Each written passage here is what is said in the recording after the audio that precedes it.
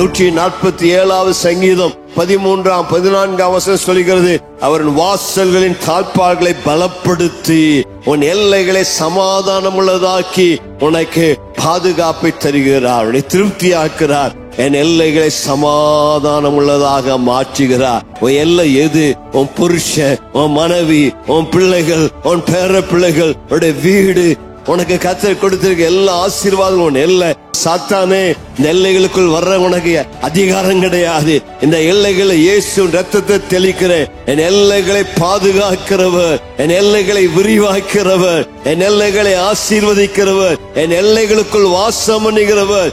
கர்த்தர் கொடுத்த எல்லைகளுக்குள் தீங்கு வராது, அழிவு வராது, ஆபத்து வராது, பிரச்சனை வராது. உனக்கு விரோதமாய் உருவாக்கப்படும் எந்த ஆயுதம் வாய்க்காதே போகும். அவைகளெல்லாம் கர்த்தர் அழித்து நிர்மூலமாக்குவார். உன் எல்லைகளை சமாதானம் உள்ளதாக மாற்றுவார்.